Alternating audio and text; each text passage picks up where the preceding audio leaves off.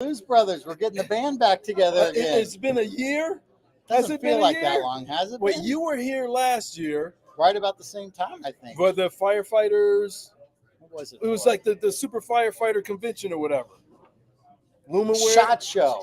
SHOT Show. Yes. All right, I think correction. it was January. So Correction. Okay. almost about a year off, right? Oh, I was not. But we had you here virtually. Yes. And I said, one day you're going to be here. And God, who would ever thought that it would have been right at the Marine Corps According to birthday? God's plan, not ours, here we God's are plan. together. Right. Yeah, baby. The Warriors voice That's in right. Vegas. Where?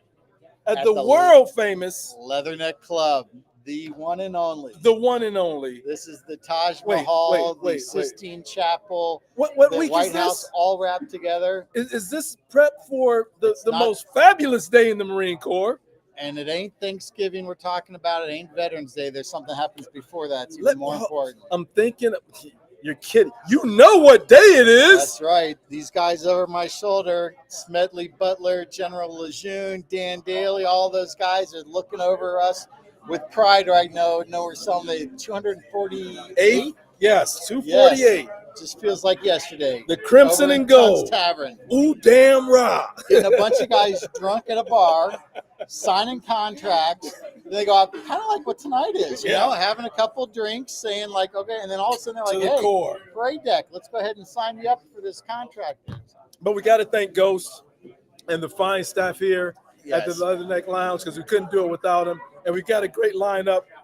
But Zach and I just doing a little bit of fellowship beforehand. And like I said, brother, it's been a year. I hung up the uniform, and now I'm full time as the chief executive officer for ParadeDeck.com, and it's been tremendous. I had no idea what was on the other side of the fence, and it's only going to improve from here. We talked about it a little bit beforehand. True enough, Zach warned me, and he said, there's good and bad, and mostly good, and with my skill set, it should be a fun ride, and he was on target. Yeah. But Well, enough about me. What have you been doing in the No, past Rico, year? first of all, I want to tell you how proud I am of what you've done. I mean, obviously, your experience in the Marine Corps was, without question, pretty incredible. Thank you. But I knew you were being held back in the Marine Corps, and I knew you had to take it as far as you could take it, as far as you wanted to take it. But that was just preparing you for your next journey. And I always say, the Marine Corps, it's not something you do for 2 years or 20 years. You do it for your whole life. That's right. And in some ways, I think you're almost a Marine before you even go to boot camp or OCS because there's a certain type of warrior mentality and spirit. And to see what you've done in the short amount of time to get out, man, your trajectory is something else. Hey, I'm just excited to be along the ride. No. with you. We're riding together because you got something percolating also. That's The right. Warrior Academy. So it's been fun, and I got to be honest with you, and Sergeant Major Carter and some of the people that I talked to as you guys were beginning ready to make that transition, there's nothing out there right now that helps veterans start businesses. There's a ton of stuff out there that helps you get your resume together. There's a ton of stuff. The Boots to Business program is tremendous, helping you get jobs, hiring veteran initiatives, all that stuff. But after World War II, 52% of all small businesses were owned by veterans. 52%. 52%. It's 5.1% now. And my hypothesis is one of the challenges that we have as veterans is this sense of purpose. And when you lose your sense of purpose, it starts a really big downward spiral. What I want to do is help my fellow brother and sister veterans find that sense of purpose and service through business, entrepreneurship. Let me give you an example of where this comes in. You've got a girl gets out of the Marine Corps, they go out, they're going to be a plumber, an electrician, a hairstylist, nail tech, whatever. They're making 15, 20 bucks an hour. Okay. But the man's charging them 40 bucks an hour when they go out on a job. It's not going to take too long till young corporal player is going to be like, wait a second, why am I going to let him make all this money? So you go off and you start your own business. The problem is most people that do that don't have any experience in finance and HR and manufacturing. And so what I want to do is teach those veterans the same skills that made you successful as a warrior, how we can apply that to entrepreneurship and do that in a really simple way. And the key things there are not just those warrior traits, but also the community. Outstanding. And so what I've done through the Warrior Academy, which I'm so honored to be part of Parade Deck, and I want to hear a little bit more about that here in a second, is having that niche of veterans that maybe don't are ready to start their own business. Okay. Give them the opportunity to do it, and then create a network of other warrior entrepreneurs to create that network to bounce ideas off of and to share stuff. And that's kind of been my real focus and passion over the last couple months. And it culminates with a class. You've got the book, but then the cool thing is we're starting to do these battlefield experiences like Gettysburg, like Chickamauga. We've got one scheduled for Normandy coming up next year, where then we can then take you and learn about those battlefield tactics you can apply to business on the actual battlefield. Outstanding. And that ties directly to Parade Deck. So everyone asks here at the Military Influencer Conference, what is Parade Deck? It's a lot of things, but it boils down to these four main ones. You got veteran-owned businesses, trailers, documentaries, feature films, change makers, and change makers are the foundation, the root of what we are. Those are our podcasters, and those folks are who we work for. If you think you are Oprah or Will Smith or Michael Jordan, Parade Deck's not for you, because those folks have millions of followers, and that's not our goal, is to get you millions of followers. What our goal is to, through the mighty community, connect you with other folks that are doing what you're doing, connect folks who have already stumbled and gotten some bruises, connect you with people who are honing their craft as a podcaster and happy with 50 to a million followers. Quality, not quantity. Absolutely. And I love the name, because when you think of any military base, Come on, Zach. it's not the general's house where the activity, it's the parade deck. Yes. That's where all the activities happen. That is the central part of the hub that connects all those spokes. And what you're doing now is giving all these disconjoined different organizations the opportunity to come together, and 1 + 1 = 5. Absolutely. Absolutely. Well, cool. Well, I don't want to take up any more of your time. We've got a really exciting guest coming up. I'm going to go ahead, and if you want to talk a little bit about him while you go grab him, and we'll go ahead and have our first guest up. So, excellent. Rico, we'll talk here in a little bit. And Kevin Jakes is the next person that's up. And as fate would have it, he, as with everything and anything in the Marine Corps, Semper Gumby, always flexible, applies. But the next person I have coming up is a tremendous Marine veteran. This year marks the 40th anniversary of the Beirut bombing attack. And my next guest, Kevin Jiggets, was there. He experienced firsthand what it was like to be in the barracks on that tragic day. And we're going to unpack some of what he experienced and what he's been doing since then as a Marine and as a creative in the military space. It's ironic that we're seeing this broadcast come to fruition, because we did have some lumps and bumps along the way to make this happen tonight. But as fate would have it, we live and learn through our trials and tribulations. And I think our greatest achievement today was with NASA.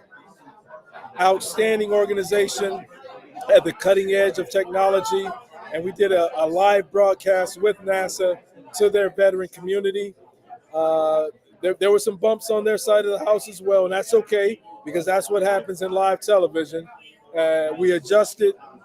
We were able to work out the technical difficulties, and it was a win-win. It was a success on both sides of the camera. So we're looking forward to doing a lot more with NASA and their veteran community, not narrowed down to any one specific event or item, but to have an ongoing dialogue, discussion, and growth with the NASA community. Greetings, Brother Jiggets. Please have a seat. Join me.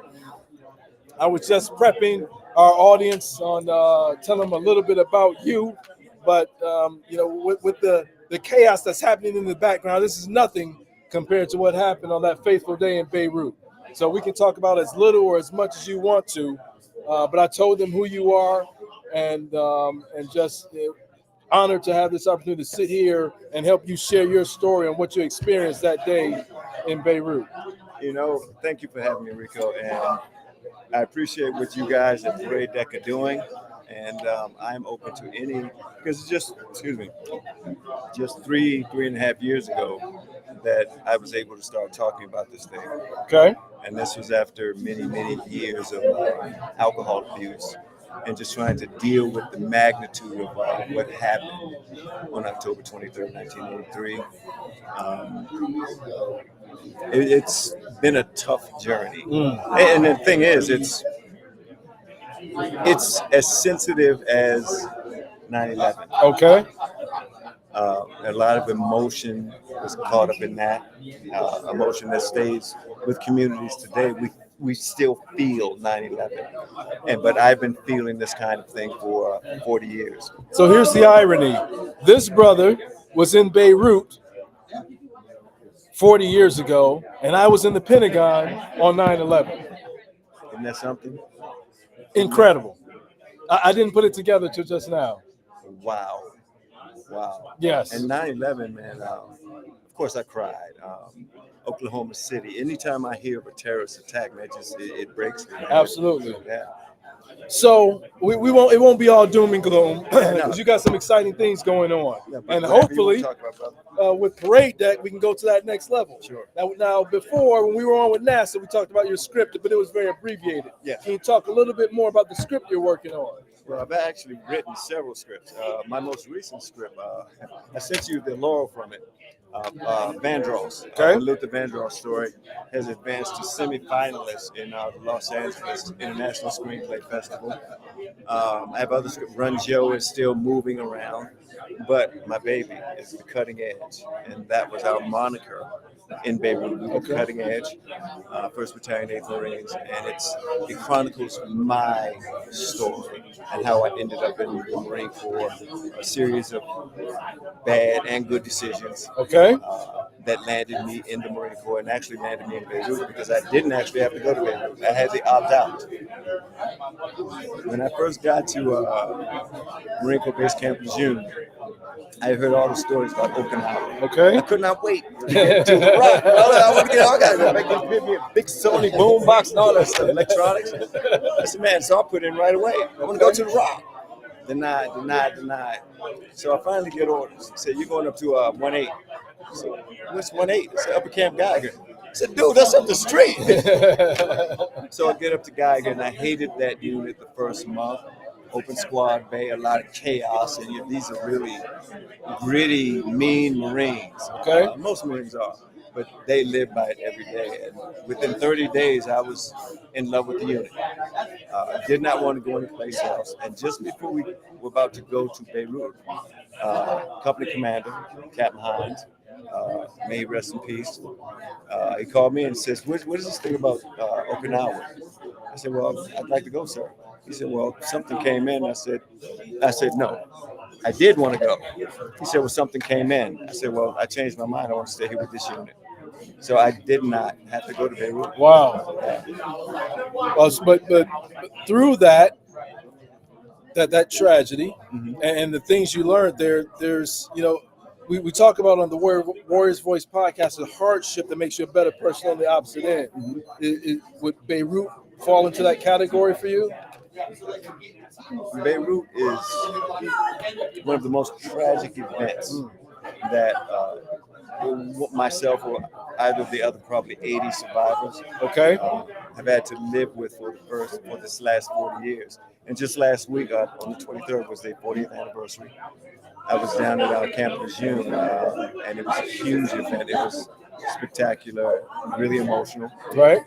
But with Beirut on my shoulders and having lived 40 years since, I know for a fact I can manage anything mentally because that's a heavy one to walk around with every day, brother. Absolutely.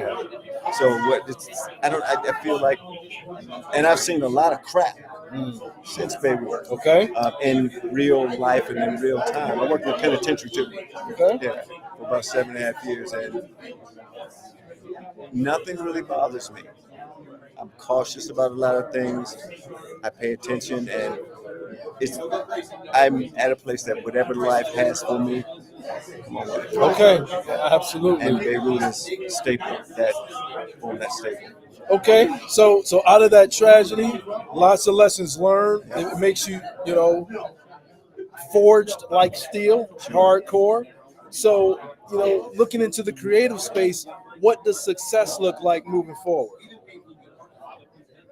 after, I've been in this business 30 years. 30 plus. years. I still ain't got my Denzel money yet. Okay. But it's coming.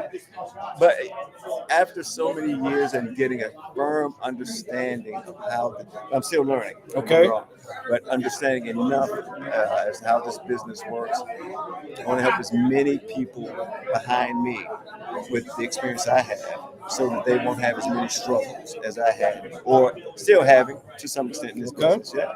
I have information to pass on. Outstanding. Well, Jigs, is there anything else that you want to leave our listeners with tonight? To all of you, thank you for tuning in. Parade Deck is a great organization, and I'm glad to be affiliated. Outstanding. So you heard it here first. Remember the name, remember the man Jigs, because there's a lot more coming from him through ParadeDeck.com. Stay tuned, and you will not be disappointed. So this is live.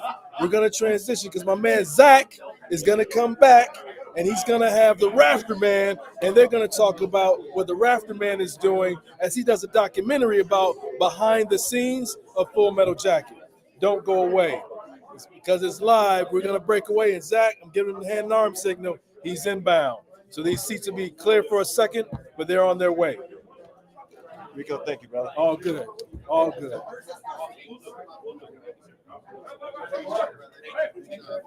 It's live. We're good. Relax. This is live. Can I This see is one of those Marine cards real Corps. quick? This is Marine Corps birthday. This is how we roll. There's no going to fade anything. There's no going to a video. We're switching out and coming back. So, ladies and gentlemen, I cannot tell you how excited I am to have our next guest come up here. Truly somebody that in a million years never, ever thought that I would have the opportunity to meet him, let alone get a chance to talk to him. But I'm going to give you a little bit of a hint before you see him real quick, if anyone knows who this is. So there we go, our fellow warrior. Hi, Zach. How are you? How are you doing, I'm brother? doing good, brother. And Doing good. Las Vegas resident, Yes. the one, the only, the Rafter Man. How are we doing, sir? I'm doing very, very well. And thank you for having me tonight. And here at the Leatherneck Club in Las Vegas, it's going to be an extraordinary evening. And to meet you as well, Zach. Well, it's funny because when we told Ghost that we were going to be interviewing, he's like, psh. It's like, I know Kevin. He's Right, like, he's right. in here all the time. Like, he knows it. So it's meant to be. Yep. Ghost has been so terrific to me, my family. Ghost, big shout out to Leatherneck Club. Thank you. If you get a chance to stop by the Leatherneck Club, you will be impressed. It literally is the Taj Mahal, the White House, the Sistine Chapel for Yeah, all things yeah. Marine Corps. And to have you here is just so exciting to be with you. And I got to give you a little bit of, I know we're not, when we're interviewing people like yourself, I'm not supposed to be a fanboy, but I can't help it because Wow. you were very inspirational to me. I grew up in a area that no one in my family had been in the military. Right. My parents were liberal and very anti-gun, I joined the infantry of all things. Right. And that movie changed my life. And it was one of those things, and I'm sure you've heard the story a million times. So I feel like I knew you before I knew you. Okay. But as we got a chance to talk and speak with your lovely bride here and hear about the work you're doing after the movie and how it parallels with the stuff that I've done with our first responders, I've just got so much I want to talk about. I'm so excited. All right. I'm going to try and jump in where you just left off for a second. I want to share with the audience some of the things I have been up to because of Stanley Kubrick's influence and the blessed movie that I have had the opportunity to be a part of. When I walked away from that film, Zach, it was like I became reborn because I began to understand what Marines were about because I played one.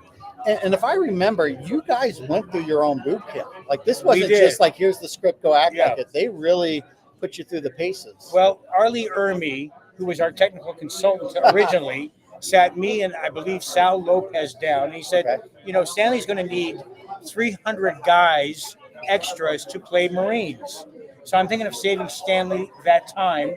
I'll ask Stanley, give me a video camera, and then I'll take the boys and girls on the tarmac, and I will point out who I think would be a great Marine to play a Marine, Stanley. So I looked at Arlie at that moment, and I realized what he was up to.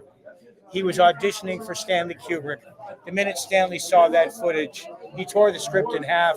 He said, put the camera on Arlie, and now you have the world's gunny at large doing what he does best, which is making movies and treating his peers, his soldiers, his Marines, his airmen, his seamen.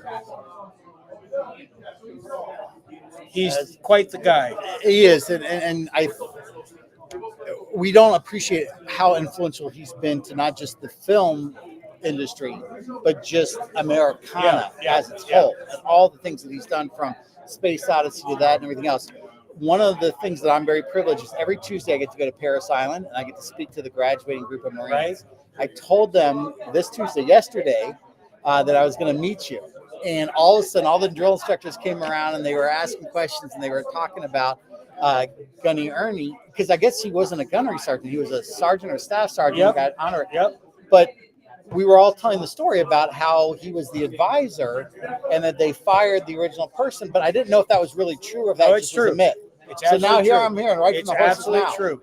So, And by the way, you know, Gunny, we miss you. We really do. You are not just America's Gunny, but you are the world's Gunny. I often said to Arlie, if you want to run for president of the United States, I guarantee you, you would win. no question. And he went, Kevin, let me tell you an inside story about a phone call I got from Mr. Obama one day. And then I will keep that a secret between me and Gunny. But yes, there was that moment that he could have and should have maybe became a president to the United States, because he really was a Marine. And He would have taken care of business properly. And what is a Marine? A Marine is a warrior, and a warrior is somebody that puts love above themselves. Love for a cause, love for service, love for individuals, and they're willing to give their life for that. And you're a warrior. What you've done, not just in your acting career, but let's talk a little bit, and we're going to go back, because I know a lot of people are going to want to talk about Okay? the movie, but let's talk about your why right now and the mission and what you and I talked about earlier before we got a chance to walk in here today. You know, I've got 5 Camaros. One of them is outside, and it carries all the names of those we lost in 9/11. And I did this because our children can't walk into their future if they don't know their history. And I think that the automobile was a great canvas to tell that history. And the Camaro, that Yeah. is the ultimate America automobile. Yeah, it was the heartbeat of America. Right. It was it's American loud, apple it's pie. strong, it's Yes. everything that We put all the names of those we lost, but I should tell you where this first began was with, I was invited to 29 Palms for a VIP moment where they were going to perform silent drill for me, Rafterman, and I stood with my jaw dropped, and then I asked for a tour around the base, and I came upon and was introduced to a beautiful piece of marble carved, and I began to read it, and what it said was, in memory of 19-year-old Lance Corporal Torrey L. Gray, who jumped on a grenade to save his men in Fallujah. And I walked away from that, Zach, and I went, you know something? This is incredible that not a lot of people are going to know who fought for our freedoms. And what can I do to change that? I lived in a Disney cottage built by Disney, Snow White's cottage. I sat and looked out through the garden of this sanctuary, and I said, what can I do as an American civilian to say I paid attention? And I had a 1963 Chevrolet Nova quarter-mile drag car. And it began with that imagination where I began to adorn that car in camouflage, marine camouflage, and then I put on the first name, Torrey L. Gray, on that and his rank. And then I followed with 864 of our men and women that paid the ultimate sacrifice. And then I came back to 29 Palms during a Montgomery and Rich concert for our Marines, and the car came around the corner, rumbling beautifully, a race car. feel it before you can hear Wow. And every Marine in the place stood up and saluted their heroes, their comrades, their brothers and sisters. it. I got to just take a moment here and share how incredible this is, because the defining point of September 11th is we blurred the line between military and civilians. They just went to work that day. They did not expect anything to happen. But then you have all those 343 firefighters and police officers that were going up the building when people were coming out. They were the front line of our defense. you now are representing them both as a fictitious character, but now as a real character. This is where life imitates art. Yep. It really does. Yep. And you're now taking care of your brother warriors by honoring the sacrifices that they made. And that is so incredibly huge because, like I said before, the ultimate measure of a warrior is love.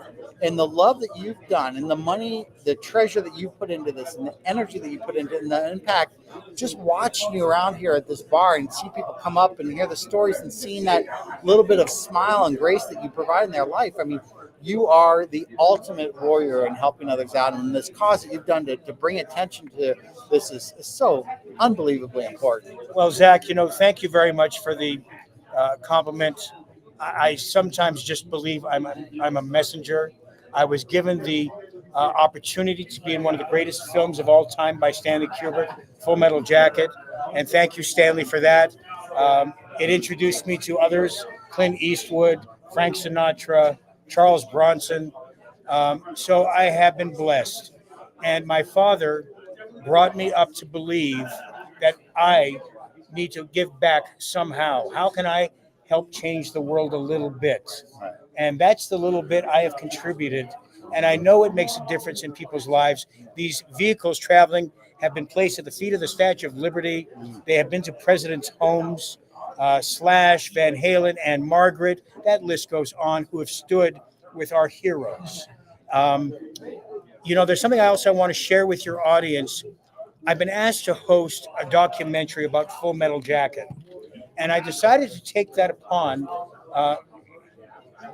myself because we're at times now where so much is falling apart around us and we need a voice. And that voice is going to be my voice. But I want to interview people on like yourself who have given back to this nation, every Marine, every soldier, every seaman, every airman who have given back. But our children today are so lost. The world is lost. And if I don't give back the stories that inspire back to our youth, then I have not inspired them. So we're developing that documentary, Full Metal Jacket. I think you can email the fmjdocumentary.com and reach me. And then we're doing another spin-off show where Arlie left off. Again, I have so many valuable people in my life that I want to share their stories for the kids who need to know and for that our America can grow strong again. We pay too much attention to our telephones. We're being so absorbed by that destruction. Well, and let's go back for a second here because you mentioned the word history. We're already rewriting our own history. Yes. And we're sanitizing what happened on September 11th. We're calling it things like that thing that happened. Yes. That incident. Yes. It was not a terrorist attack. It was a mass murder. Yes. There's a difference. A terrorist attack is different. This was a mass murder of innocents. And how quickly it's happened here, just in the, it's only been a couple decades since, this next generation, they never got a chance to learn about that. And they're going to just think something happened by some people to some type of thing. Yeah. We have an obligation to let them know how horrible that was, the heroes that came out of that. And I think I know you and I are sitting here together today because of September 11th. My journey took me from the Marine Corps to the civilian world. Your journey took you from the most iconic Marine Corps movie of all back to the civilian world. We both got brought back in by September 11th. I became a firefighter that helped launch my business that got me to where I am. You've got this incredible project that brought you back, and here we are together. And as we were having a conversation before we came up here today about there are no coincidences. No. Everything happened for a reason. You said you're a messenger. Absolutely. You are a messenger of all those warriors that came before us, the warriors that go in the future. And we have this obligation. And thank God you have a big megaphone that you can use. And thank God you're using it, because there are a lot of people that have that big megaphone and they either don't use it or they use it for the wrong reasons. There's so much on our minds today. And thank you again for my freedoms. Thank you as a firefighter. Thank you for taking care of our communities. My family and I do not take it lightly what you do for all of us. Unfortunately, there are so many of us that have our head in the sand. And I'm hoping my voice is loud enough to reintroduce them to things like integrity, honor. When you give a man your word, you shake his hand and you look him in the eye and you keep your word. And the reason why I'm pausing like that is because a lot of people tend to kind of hear without hearing, but I'm making those pauses happen on purpose. I have been so inundated, and I might be that movie star, let's say, but I have been absolutely taken advantage of where people forge titles and steal my vehicles. And the rule of law, for some reason, isn't paying attention. And so I'm asking America, this isn't the country we brought our children up in, I hope, and that we sit back down again and say to our children one more time, when you shake a man's hand and you look him in the eye and you say you're going to do it, then you do it. There's no trying to do it. There is doing it. You keep your word. Well, I want to share with you because a lot of people think this next generation is ruined and that we have a great next generation. And I know that because every Tuesday I go to the Marine Corps at Parris Island, Right. and I talk to the graduating series of Marines, anywhere between 300 to 500 young men and women. And I will tell you, they understand honor, courage, and commitment. They have chosen to answer that call. They understand exactly what you're talking about, and they are great, great Americans. They're great Marines. And the job of the Marine Corps is not just to defend our country, and not just the military, it's to make great Americans. Yes. That service does not stop when you take that uniform off. It continues on. So I would like to put you on the spot here and ask you and beg you to join me down at Parris Island at some point in time in the future. Talk to that next graduating class of Marines. Share with them what you talked about, because the three things that we instill in everything from the time they step on the yellow footprints to the time they leave Parris Island: honor, courage, and commitment. And it comes through so deeply. And I would love to be able to have you down there talking to them. I would love, thank you very much for the invitation. And again, I'm going to just experiment a little bit more. After we do this documentary about Full Metal Jacket, the untold backstory, and you're going to learn an awful lot of new things about R. Lee and the cast and Stanley Kubrick. Also, a new show is being developed out of it by this production company, and it's called Range Time with Rafterman. Love it. Now, I'm very excited about this because I get to introduce a lot of who all of you all are to our fan base and our civilian population, and especially the children that are going to inherit this flag. Right. It's going to be a competition show. It's going to be a lot of fun. I'm not going to tell any more secrets than that, but look out for it. We're hoping it lands right where R. Lee left off, which was on the History Channel with Mail Call. We hope that you'll follow us with Range Time he's with smiling, Rafterman. looking down at us right now. I guess. So let's get down to what everybody wants to hear about, All and right. that is Full Metal Jacket. Now, I got to tell you, I did a little research, and before Full Metal Jacket, you were in some of my absolute favorite shows. First of all, T.J. Hooker. I Oh my God, remember right? Yeah. as a little kid, my grandparents lived in Santa Monica on Ocean Avenue. Right? And I used to remember looking at William Shatner down on the Santa Monica Pier filming episodes there. My greatest show of all time, MacGyver, you were on. Oh my God. You were on Miami Vice. Yes. And you're on the absolute greatest show of all time, the A-Team, which if you call me on my phone, you'll hear my ringtone is the A-Team. I'll play it. It's that and Sanford and Son. Those are the two that go back and forth. You know, I've been so blessed to work with the people I've worked with. George Papard, A-Team, Mr. T himself. Love it when a plan comes together. Right. But George Papard, I loved in a movie, Breakfast at Tiffany's. I was a big fan of George Papard's. George, his son said, I've seen Full Metal Jacket. I want you to get Rafterman as the guest star on this show, Dad. His dad phoned up and he said, hey, Kevin, my son wants you to be on the show. I am good to go, sir, I said. And lovely working with that gentleman. Clint Eastwood was fantastic. What a down-to-earth guy that really is. Yeah. Charles Bronson, a man's You man. talk about someone that should have been the next president. That's the man right there that we should. Yeah, I've been blessed, and thank you for reminding me of my own career.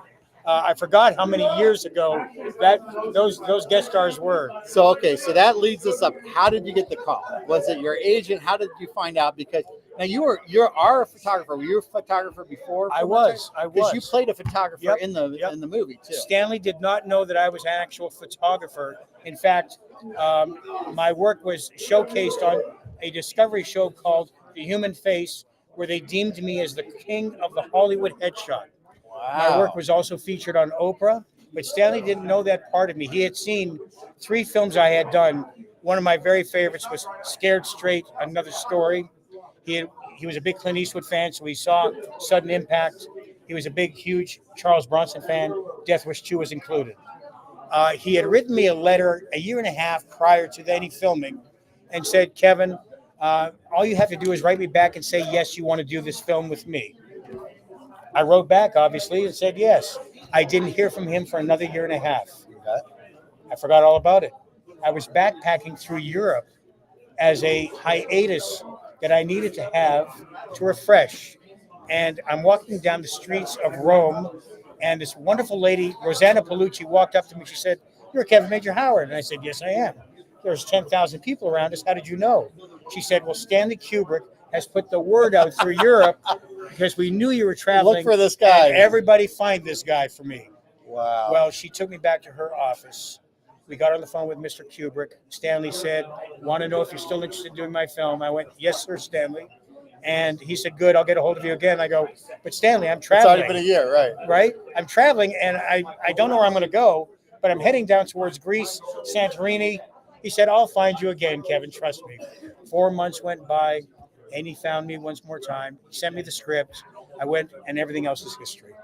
Yeah, that man is really a genius human being. If I could clone 2 people, one of them would definitely be Clint Eastwood because of the body of work they created, and the second, obviously, would be Stanley Kubrick. The body of work that these 2 gentlemen have created for planet Earth, for mankind themselves, what an extraordinary resumes these gentlemen have. So, talk me through, for those of us that aren't familiar with the movie industry and don't understand that, talk about the first couple of days on the set. How did that work out? Well, What did you guys do? you know, I've got to insert this storyline too.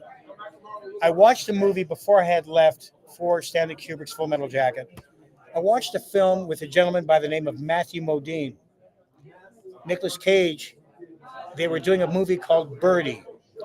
I went to see this movie, and I looked up at Matthew Modine's talent, and I thought, oh my God, this is the Jimmy Stewart of our times. I have to work with this guy. I didn't know that he was cast in Full Metal Jacket. So the first day of the set, I met Stanley. Stanley was in the wardrobe trailer, outfitting us each individually himself. And then all of a sudden, there was Matthew standing there. I went, oh my God, it's Matthew Modine. Wow, you got to be kidding me. And he became Joker. So yes, And you 2 were the pals. Like, yeah. you guys were the, Well, I was the new guy, right. and he was trying not to be my pal.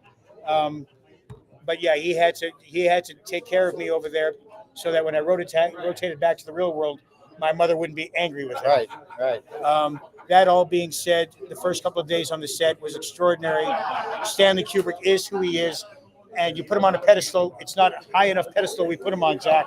You need to really put him up on a higher pedestal. When you're shooting, do you do the movie chronologically? Or do you start in Vietnam, then go back to Paris? And back? Yeah, we started in Vietnam, and we went back. Okay. We filmed for 17 months in England, and he flew in, I believe, 3,000 palm trees and dressed up the set. And I think if you watch the film closely, you may spot some palm trees moving around in the background. But an extraordinary gentleman, extraordinary genius. There's so much to tell about Stanley Kubrick, which is why we're doing the documentary about We'll this save man. a lot of that Yeah, for save the a lot of that documentary. for that. I get one last question about the movie. Was it all scripted, or was some of that ad-lib? It was given to us on the script Right. until they saw R. Lee do what he did. And then it's just like, And fuck then it. they tore the script in half, and they said, R. Lee, put the camera on him. And R. Lee literally went to town playing that character. He wrote, So you didn't know what was coming next. No. You didn't know what was No, coming. I heard that he had written at least 150 lines that were inserted in the script. But that's who R. Lee was. You know, I sometimes sit back and, would that movie have been the same if we went with the original script? Definitely not. Why? And Tim Colseri, the door gunner in the film, was originally cast to be the gunny sergeant, Hartman. Ah, okay. He How- was on. You don't lead him as much, yeah, right? right? Yeah, get some. Right. Don't lead him as much. The interesting thing was, it's like a McEnroe tennis player or Borg tennis player. Well, none of Destiny- this generation doesn't Right, know right, those right. names. I know those. I'm names. talking about some of the great tennis players, Right. or what I'm really saying is this. Great characters of tennis. People are sometimes destined to be who they are in life, not by accident, but they needed, the tennis world needed a McEnroe and a board to show up. I think that's who Gunny Arlie Ermy turned out to be. He was destined to play that role, and look at the history he's created with that role the world over. By the way, I'm on my way to Palmdale for the Marine's birthday, and they renamed a street in Palmdale where Arlie lived, Arlie Ermy Boulevard. Love it. And this is the new news. We're going to have one of my Angel Camaros out on the street, driving up 45 miles an hour for a mile and a half while it plays the Marines hymn. It's called Musical Road, Arlie Ermy's Musical Road. I can't wait to hear that. All Yeah, right. it's going to be fascinating. Last question before we leave. Me Love You Long Time. Was that scripted or was that all ad lib? No, that was all scripted. Okay, that was all the. And have I got a story to tell you Please all? do, because that's like Oh, your but I- favorite scene of any movie Oh, of I all know, I time. know. So, yeah. I cannot tell that story today. That is saved for the That- documentary. Okay, gotcha. But it's about Papillon Susu, who was a dream actress to work with. And the story will be about her boyfriend, Papillon Susu, coming to the set, Matthew and I, and Stanley standing there, and then meeting her. And what then unfolded is the secret. Pay attention to the documentary I can't coming. wait. You're going to love this story, Zach. Well, brother, thank you so much. I cannot tell you what an incredible honor this is to meet you as a fan of your acting work, as a fan of the work you're doing for my brother and sister firefighters and everything else. This has just been really great. So, Rico's going to go read us off here a little Hey, bit. Rico. Here. By the way, Rico, everybody. Hey, is this a wrap? Did we This get is to a the wrap, but yeah, index? we were starting to get the good stories, but he's saving them for his documentary. Oh, Yes, outstanding. They got to pay for that. But if you want to find Rafterman, you can look on paradedeck.com. Come on, somebody. Have we got one of the paradedeck.coms? Here we go. At the top of this, Parade Boom. Deck. Please Paradedeck.com. come visit Check us it out. and tune in. And to every hero that wears the uniform, past, present, and future, Rafterman thanks you. My family thanks you. We do not take what it is you do for this country lightly. And children, when you see a man or woman in uniform, I want you to do this. You give them the thumbs up. And why do I say the thumbs up? When you show respect, when you give respect, you will receive respect. This is respect. So all of you, thank you very, very much. Rico, here we go. All right. Semper Fi. Happy birthday, Marines. Thank you so much for this time tonight. Hoorah! All right.